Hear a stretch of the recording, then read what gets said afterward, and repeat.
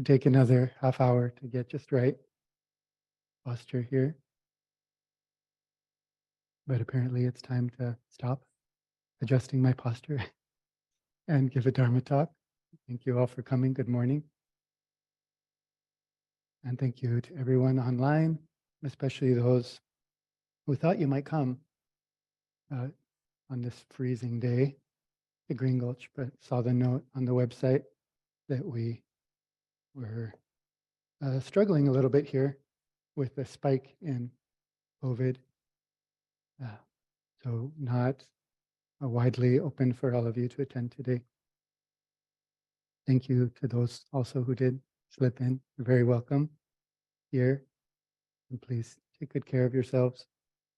I want to thank again our director, Timo, for caring for us year after year in this pandemic.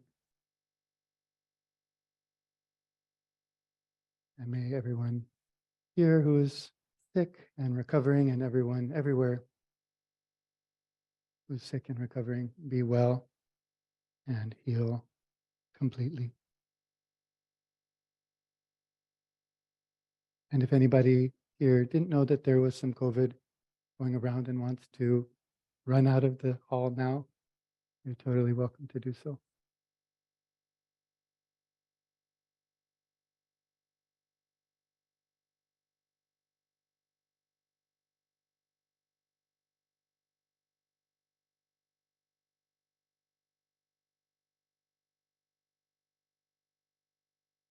So this morning I wanted to share again some teachings on meditation that I've been revisiting and appreciating very much. It's these compassionate practices of profound stillness offered by the Song Dynasty Chinese Chan teachers in the lineage of silent illumination, a predecessor of our own Soto Zen tradition that we're part of now.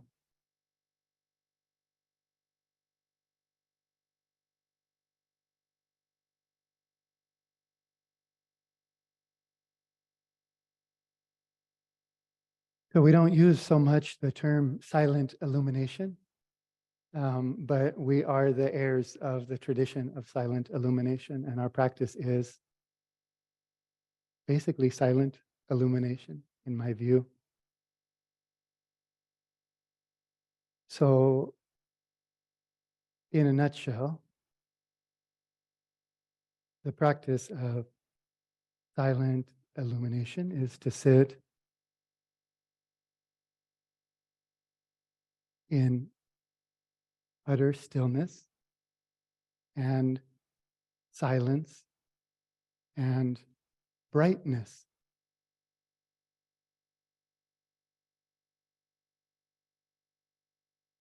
Actually, that's the whole teaching. It fits in a nutshell. No need to condense it. Sitting completely still and quiet and bright.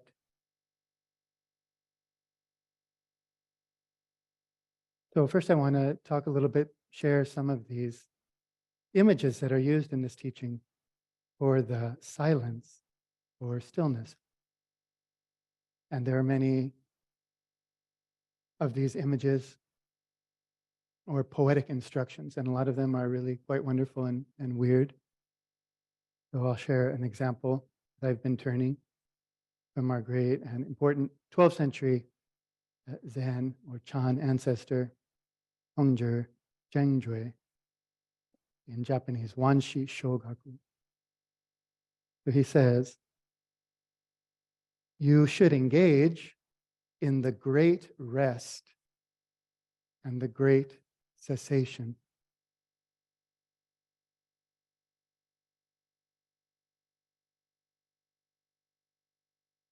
That sounds nice. The great rest. To just completely stop and put all the burdens down.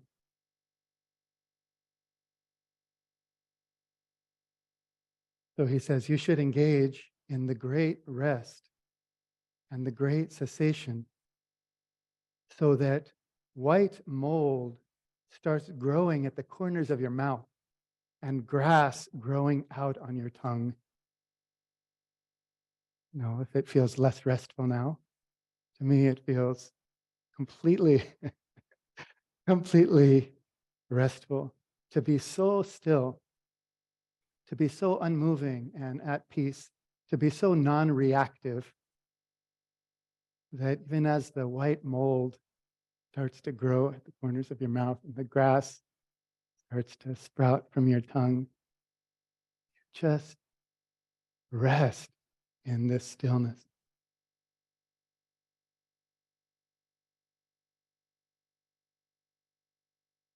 I'm aware that this image may not be as inspiring or interesting to others as it is to me. You may not hear it and think, yes, I want that. But I feel that way. Maybe I'm a little bit out of touch with what inspires people. But I can't imagine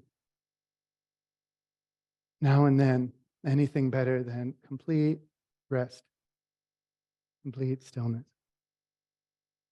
I was remembering recently in a group, I had the opportunity to say a little bit about the path that I have found myself on in arriving at practice. And I was remembering and sharing the story of the first time that I encountered Zen practice, which was as a little kid. It was maybe 9 or 10 or 11. I grew up in the Albuquerque Friends meeting, and with a group of Quakers, we went to a nearby Zen center called the Bodhimanda, which is a center in the style of Go-Shu Sasaki Roshi, a grandfather of Rinzai Zen in the West.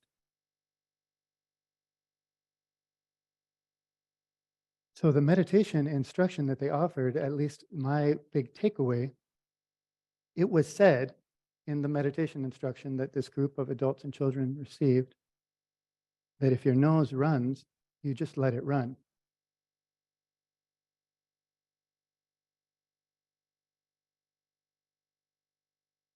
The mold starts growing, they didn't say, but they meant if the mold starts growing, the corners of your mouth, just enjoy the rest and stillness.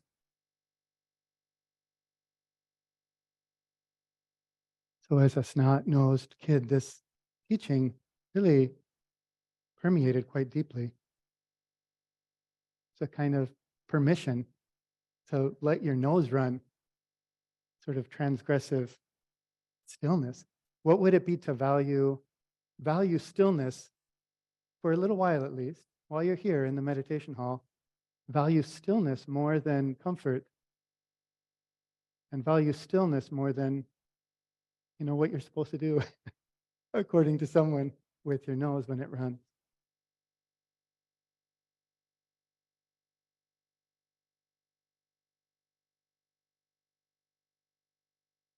I think deeply what it says, just for a time when you're sitting, just let your nose run.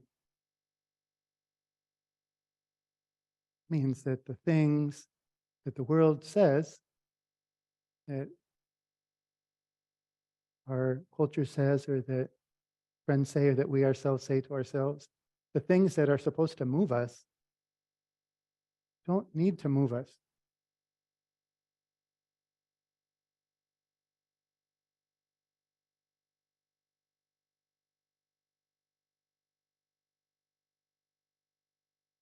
The ordinary way that we go about our life and what we're taught is that when you have an itch, you should scratch it. And when you have an idea, you should do it. When you want something, you should reach out and get it. And when you don't like something, you should push it away. That's the basic instruction, maybe, that humans get, especially now in this place and time. Amazon.com is there ready to help us to get what we want and find some way to get rid of what we don't want. There's tools to help us feed this habit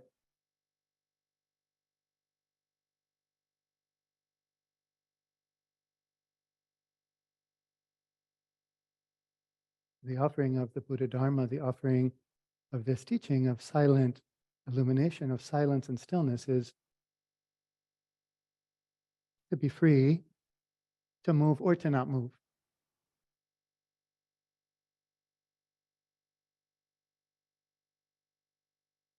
Am I free in one of these circumstances? There's an itch, there's a want, there's something I want to get rid of. Am I free in that moment to move or not to move? So we do this training in Zen practice. We do this training in stillness, not because stillness is the best, although stillness is pretty good, but to recover this capacity that we have not to move so that we can be free to move or not to move. So it's really important as we enter these teachings, if you'd like to enter these teachings of stillness and silence in brightness, to understand correctly, it's not that there's a problem with scratching an itch or getting something we want or getting away from something we don't want. Often, in fact, it may be vital for us to get something we want and get away from something we don't want, and to scratch some itch as an expression of our compassion and our love for ourselves and others. Our action, our vows as bodhisattvas to take care of everything that needs taking care of.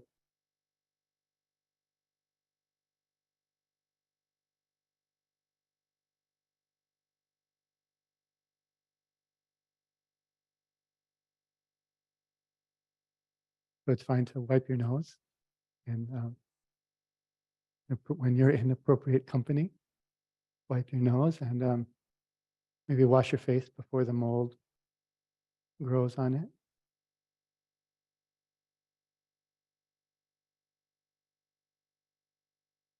But as I study my action and my life, it seems to me that most of the movement, most of the things I do are a kind of careening. That image was coming up. Careening from moment to moment, careening from thing to thing. Have that feeling? Careening. Getting this, getting that, pushing away from this, pushing away from that. A little bit lost, led around. I want that, I don't want that. Careening, moment to moment. Moving, but not free not to move. Caught, captured, led around by things.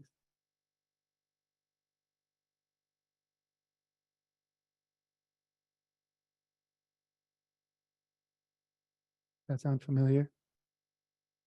Anybody else here careening? All day and all night? We even could careen at night.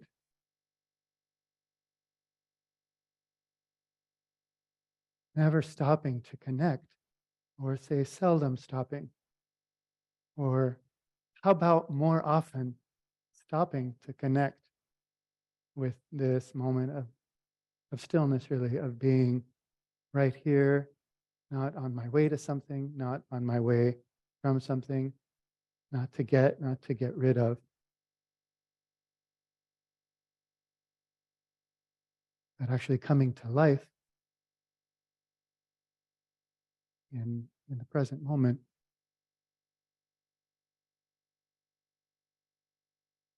And that's what we miss when we're careening, trying to grab something, anything we want, we reach for, anything we don't want, we push away.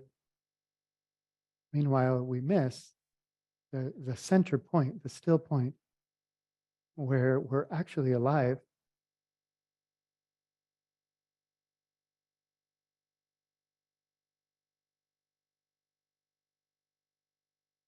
This moment where reality is right here, bright and interconnected and boundlessly deep.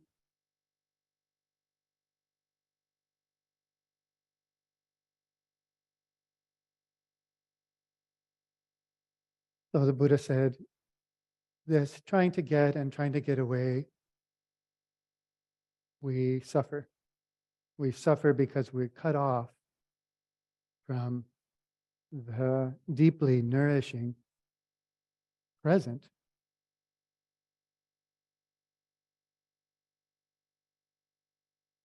We suffer and also we hurt each other. Maybe it's definitely a feature of my own careening. People get knocked over while we're careening. Unable not to move, grabbing on or pushing away, we plow over each other, and that's the source of our killing and stealing and lying and exploiting. This unfamiliarity with not moving.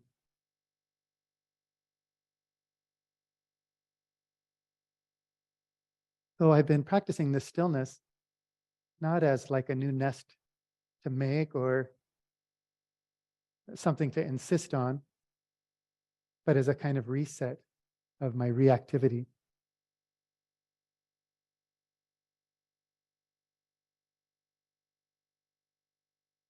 Reset my being in this stillness, so that emerging from that stillness, there's something more like a response than a reaction.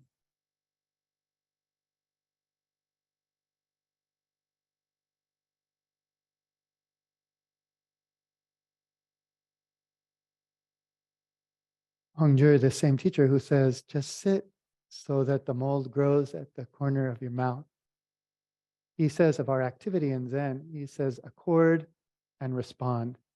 And that's really the fundamental principle of activity in our Zen practice.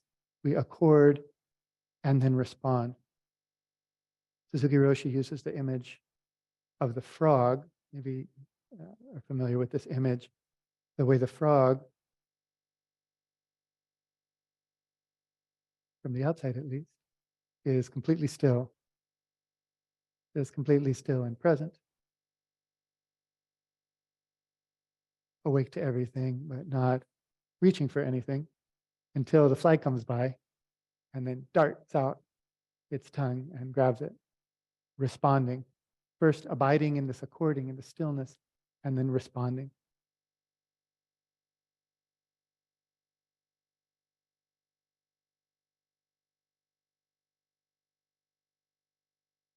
So I've been making an effort to cultivate this stillness and have been encouraging this practice of stillness as a deepening, nourishing the root or the basis of our responding.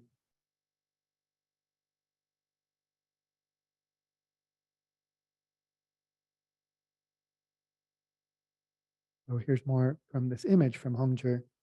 He says, you should engage in the great rest and the great cessation so that white mold starts growing at the corners of your mouth and grass growing out on your tongue. In this way, you become completely emptied out, washed, sparkling clean, polished to a bright shine. I love this, and I've been finding it to be so. Do try this at home. See if in the stillness, as Hongzhi says, in this way, by just being completely still, you become polished and washed, sparkling clean. Joy emerges from the stillness.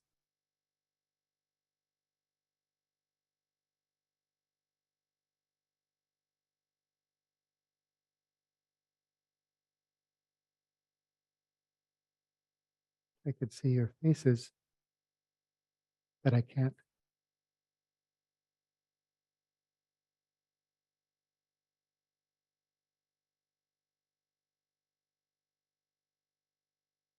But I can feel some stillness and appreciate each of us in our bodies just as it is.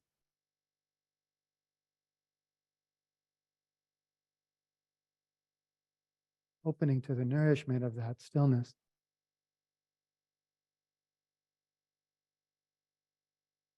To be polished bright and washed sparkling clean. Remember long ago a friend was telling me about how they started practicing. And he said that at his first meditation retreat in an intensive sitting in a Korean Zen tradition, he hated every single moment of it. That may be a familiar experience. To sit, hating every single moment of it. And he said then when he stepped out of the retreat, it felt like his glasses had been cleaned of some thick grime that he didn't know was there. Now I know that's what Hongzhi said would happen. We're polished bright in the stillness. Without knowing it, we emerge more clear.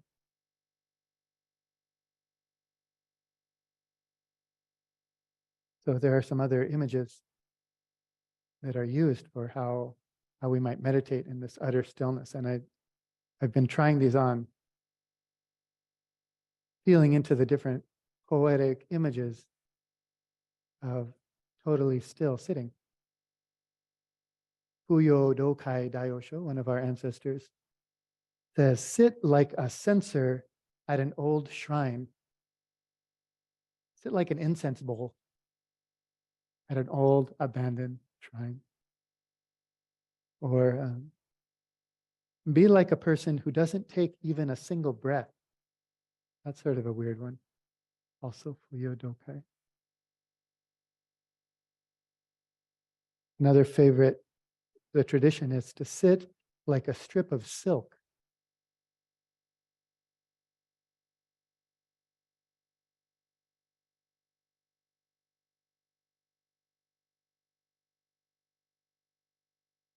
Or a bag of rice.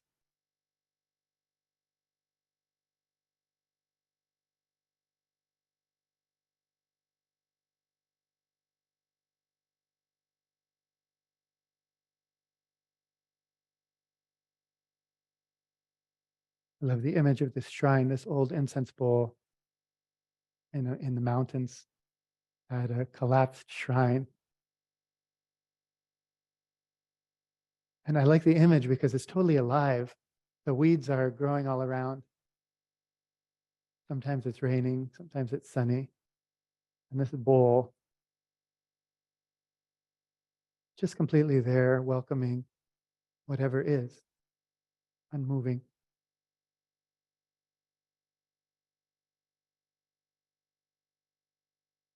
So when these teachings, these sort of radical teachings about stillness, which were always in the context of the whole Buddhist teaching. So, as the commercials used to say, maybe still say, part of this complete breakfast. Remember that? There'd be some commercial for Fruit Loops. And then at the end, there would be a highly unrealistic breakfast that included all of the nutritious stuff that you would, of course, be eating while you ate your Fruit Loops.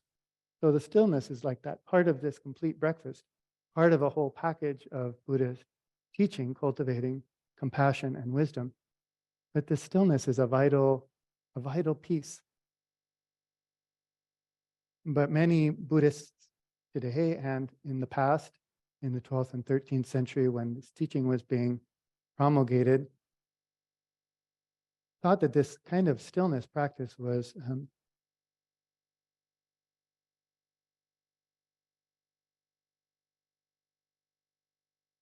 ineffective and pointless.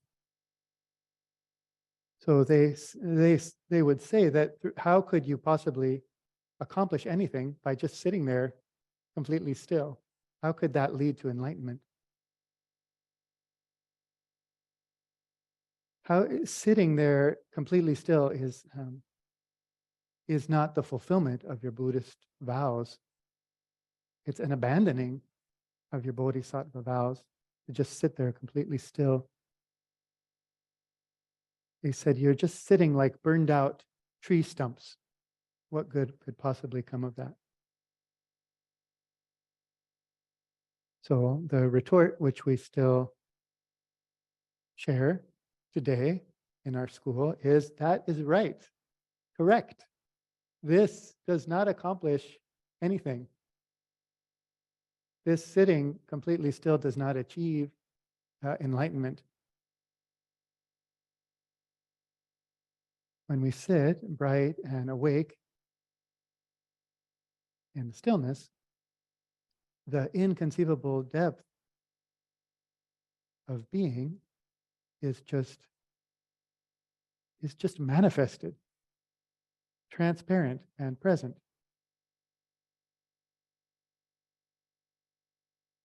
It's not accomplished, it's allowed to be itself.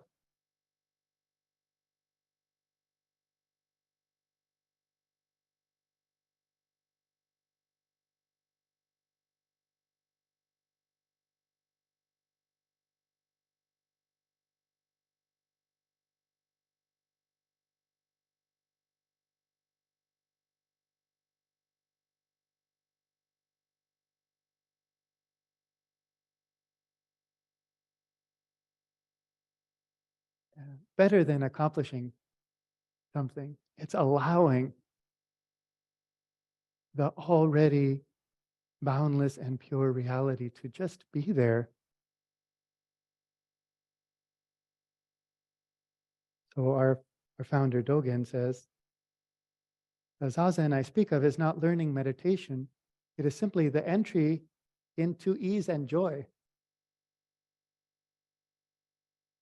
It's the practice and the manifesting of totally culminated enlightenment. All of reality is right here when we just stop. And the critics say, but what are you going to get out of that? We try to point to it somehow. But wait, the whole world just is allowed to be itself, transparently shines in our stillness. Does that make sense? Does that sound as good as getting? Maybe not quite. Yeah, but can I get a hold of it through some other practice?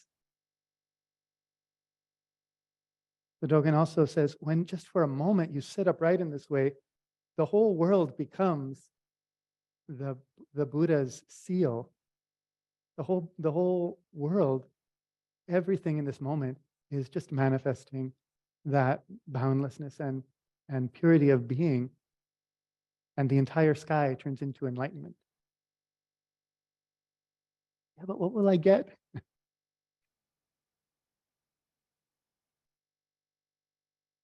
So these critics say you're just sitting like burnt out stumps.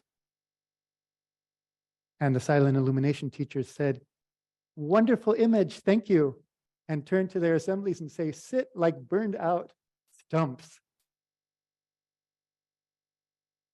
And that's been the one that's most alive for me. I've been endeavoring, which is a funny thing to do because a stump wouldn't do that.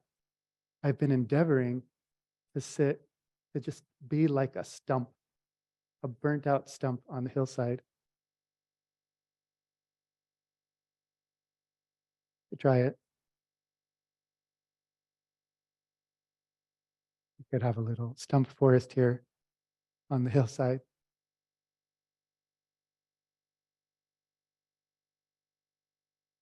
Not trying to think, it's not trying not to think, not reaching for anything, it's not pushing anything away.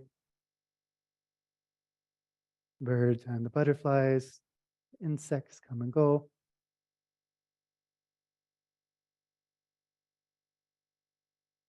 And it's just completely itself, not reaching for anything, not pushing anything away. It's a funny feeling, but I feel this great warmth in this burnt out stump. It's a kind of generosity or love even that this stump, by just allowing everything to be, is manifesting.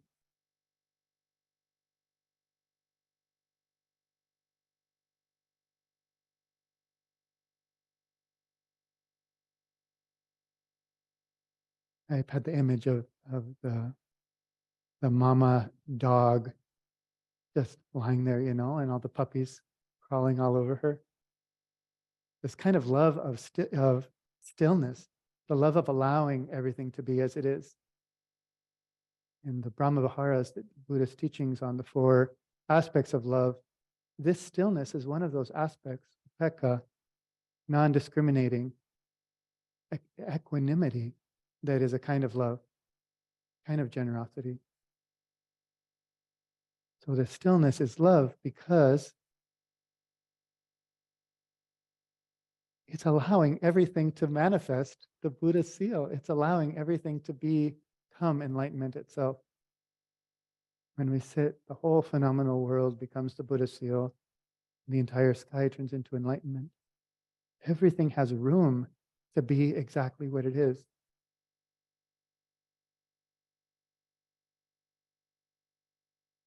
And that sounds like love to me. You are welcome, just exactly as you are.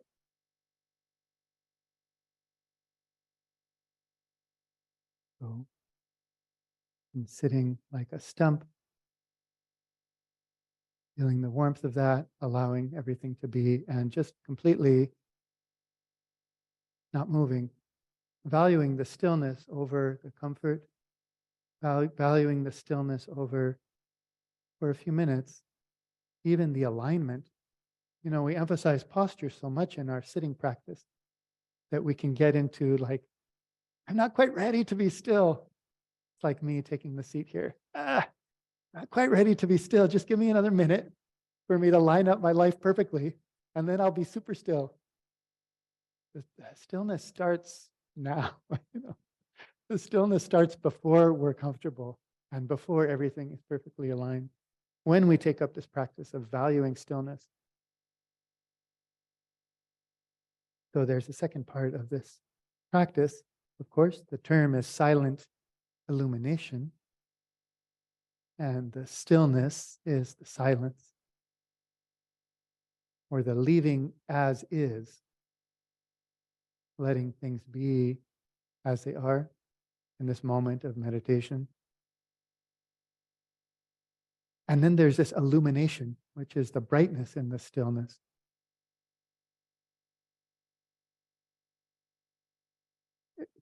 There's many ways to think about or reflect on this illumination of silent illumination.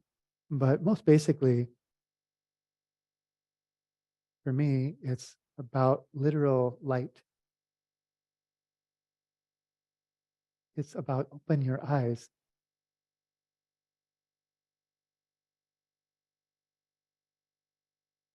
I notice sometimes, often actually, when I try to find stillness, I close my eyes and I try to burrow down into some still place in myself.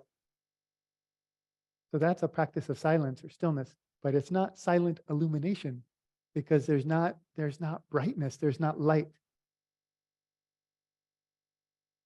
So this is a practice of being a wide awake stump, of opening our eyes and opening our ears, feeling every sensation, hearing the sound, appreciating the light. The whole panoramic field of awareness is illuminated, is bright, is alive.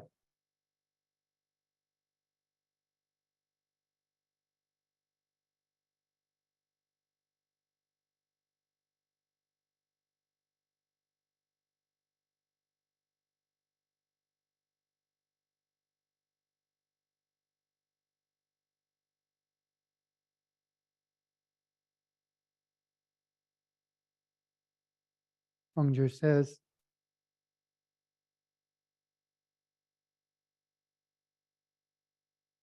when we just have the brightness, when we just have illumination without the stillness, then we're reactive.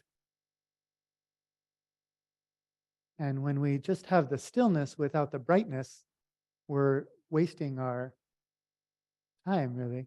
We're just kind of asleep to be silent and still without brightness. So this silence and stillness in brightness. These two sides merged.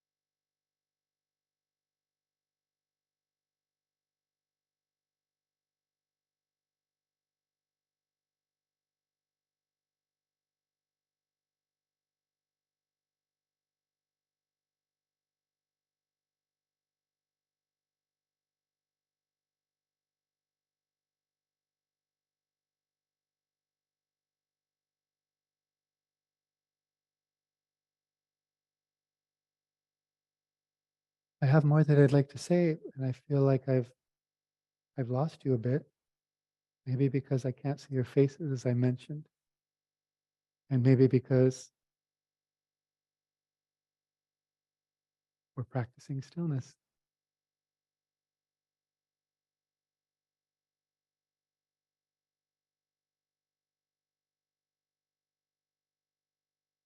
Maybe I'll just say that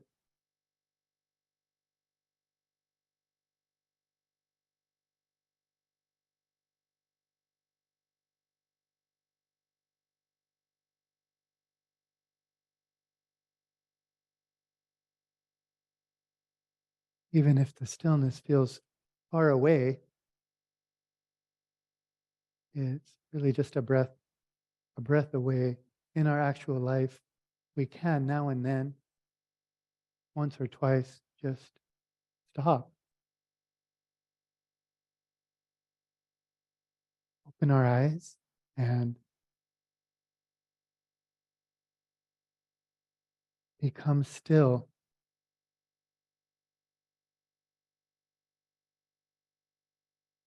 And then move back into our activity.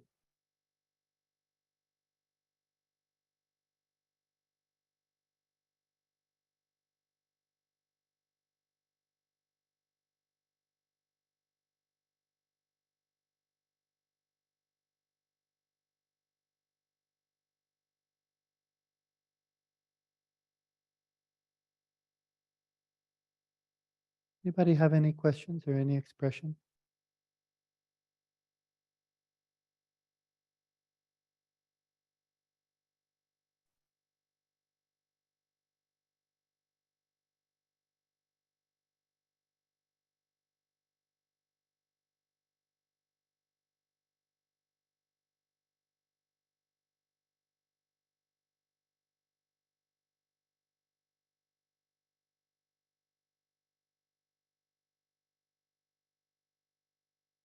Anybody feeling still? I guess stumps can't raise their hands. I so appreciated your talk. I guess one question that one question that I have is, right now I'm in my life, the amount of things on my to-do list has doubled. And so I'm here because I wanted some stillness. But when we are dealing with, I loved what you said about the careening. I feel like I spend most of my life careening. And so when, the things that we have to do are there's so many, how do we make time for stillness within that? Thank you.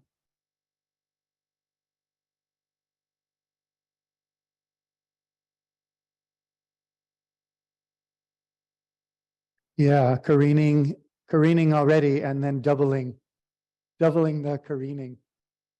I sympathize, and I know what you mean.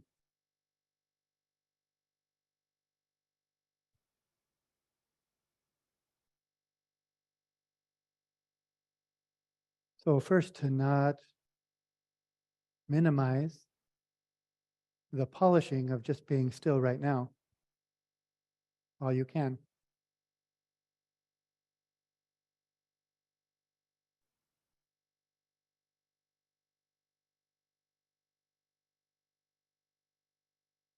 there are moments in your day when the stillness, it doesn't take so much time.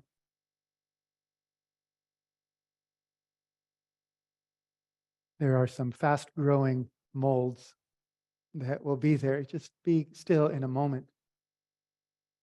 As we become, taking some time to become intimate with the stillness, we can find that in activity, there's a core of stillness.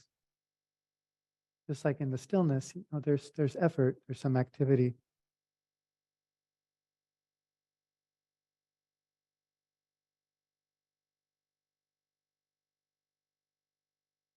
I think if we value this practice, if we can see its function in our life, then naturally we'll take the time now and then to touch that stillness, even when it feels like there's no time. As Norman Fisher says, sit in the morning before you remember that you don't have time to sit today.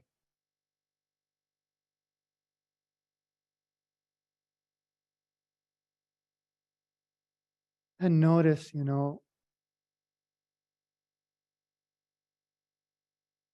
notice the reactivity, notice the careening.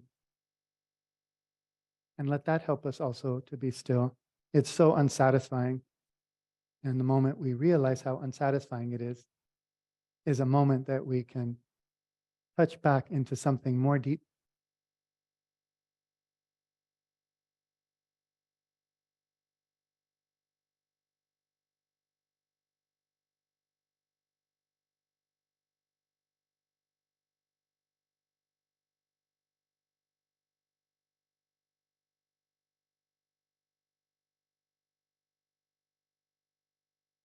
We have a teaching that we chant once a week here from one of our scriptures, that the song of the jewel mirror samadhi, and it has a line about us which says, outside still and inside trembling, like a tethered colt, a trapped rat.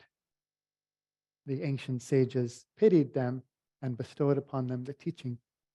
So as we sit still, and this also is a through line into our activity,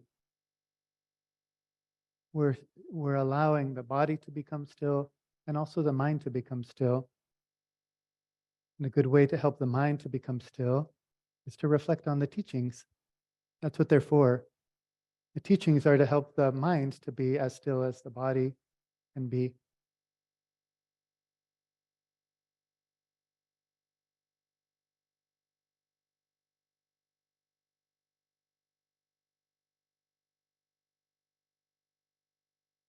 When we think that things could be grasped, when we think that there's things that we could get or get away from, it can be hard to stop trying to get or get away from things.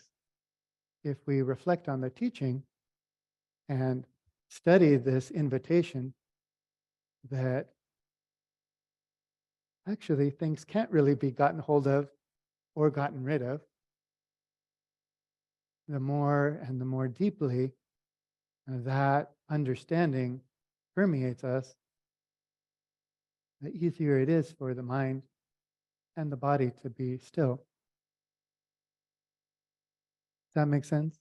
Like not stopping getting something that if I tried I could get, but the stopping of realizing, oh, you don't get things in this. It's not like that. Everything is flowing. It's already gone, Nothing to get and nothing to get away from. Everything is an interconnected whole, nothing separate to get away from. So reflecting on the teaching also helps with the stillness.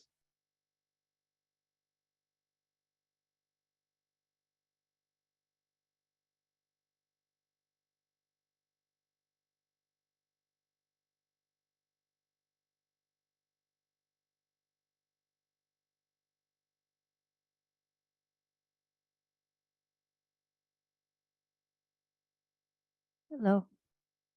Mm.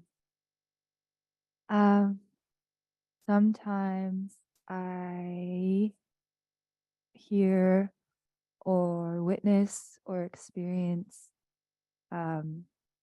humans really hurting other humans Mhm. or other beings. And in those times, I don't want to be explosive or reactive, but I don't want to be a stump. Mhm. So I was wondering if you could speak on that. Thank you. Yeah, that's the most important thing, is our vow as a bodhisattva to live for the benefit of all beings and to work wholeheartedly for the liberation of all beings from all forms of suffering.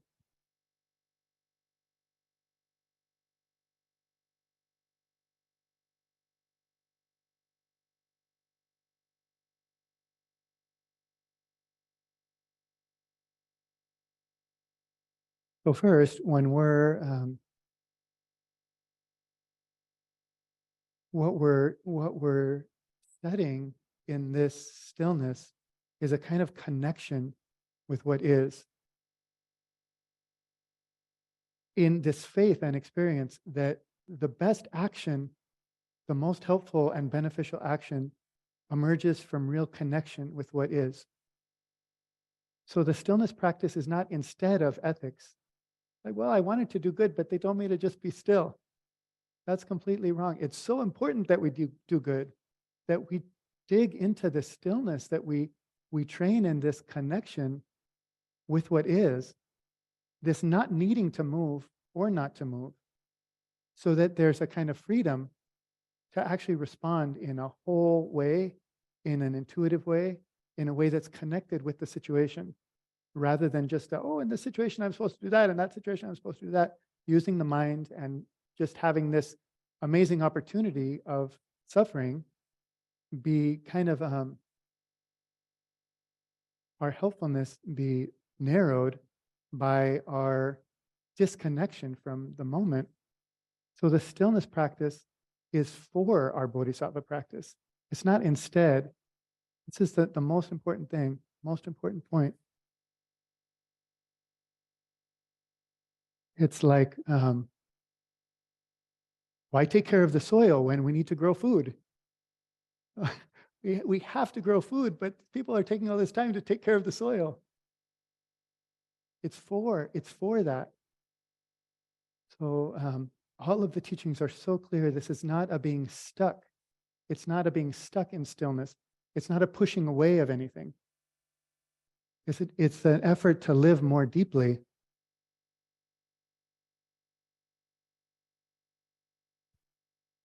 So that we can function. This is called the great activity, so that we can function in accord, in real relationship with things. So first, stillness keeps me from hurting people so much. Dogen makes a good point. Like, hey, in Zazen, you're not really breaking any precept. So that's a good enough reason just by itself to do it. In Zazen, you're not hurting anybody usually. So that's good. There's that. And we're watering the seeds. We're watering the seeds of this connecting with what is as the basis of action. So a stump is not pushing away something. It's just not making something. We're not generating something. We're just completely present and then able to respond. But thank you for your concern. That is the concern. And so we need to be very sincere in this practice and not stuck. The brightness also is vital. You want to follow up? You have anything to say? Follow up? You feel wholehearted, complete permission to deeply respond to suffering beings whenever you encounter them? Yes. Good.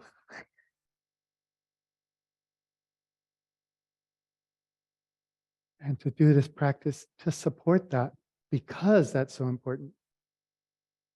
I need to stop careening so that I can be of some more use to this suffering world.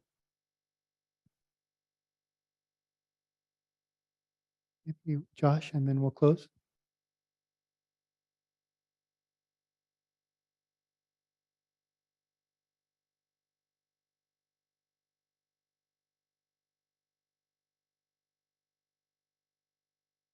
for your talk. Is this good volume? Okay. um yeah, thanks for your talk. And your stillness, your stumpness. In other traditions, I've heard it said that they teach generosity first, ethical discipline second, and the cultivation of meditative states or samadhi third or finally. Mm. And maybe in Zen, there's a belief that all three are included in stillness.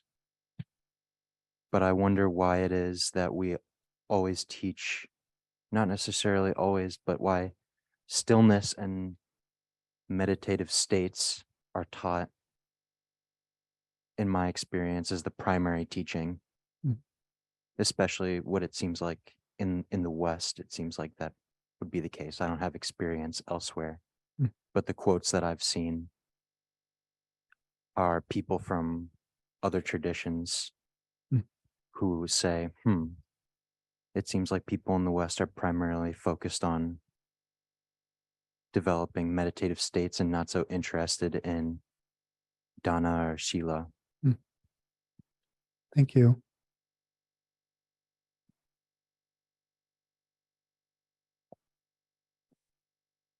Yeah, I think we have there's a real longing for stillness and connection. And people want to learn meditation, and it touches something deep and important. Zen tradition, the word Zen means meditation. So it's true that it's kind of like our thing. And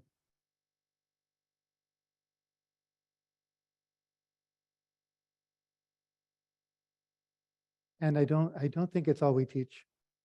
I feel strongly that the meditation practice is supported by all of the other practices of ethics and generosity and patience and energy and wisdom. So they're all included because of how we're approaching our zazen. They're included. So we sit like a stump and appreciate the generosity of that. And we sit like a stump in order to fulfill precepts. Then they're included because our effort is including them, not just magically.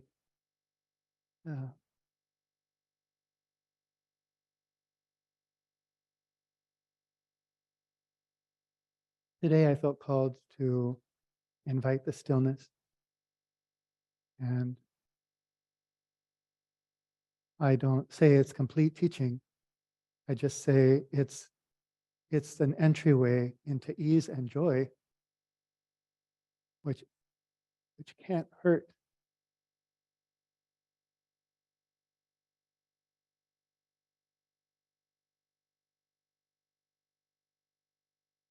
Sitting in the brightness, the sound and the light and the sensation, allowing everything to be in the stillness.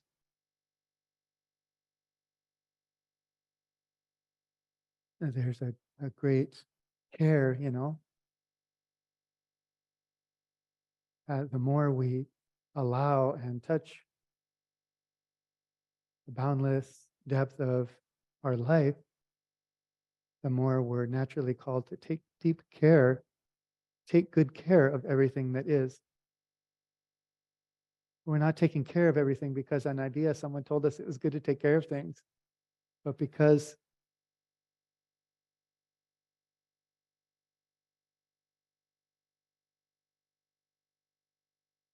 from connection. Thank you all for your practice and for being here. Any benefit that comes from our practice and our time together, we offer that all beings may know real ease and joy and peace and stillness.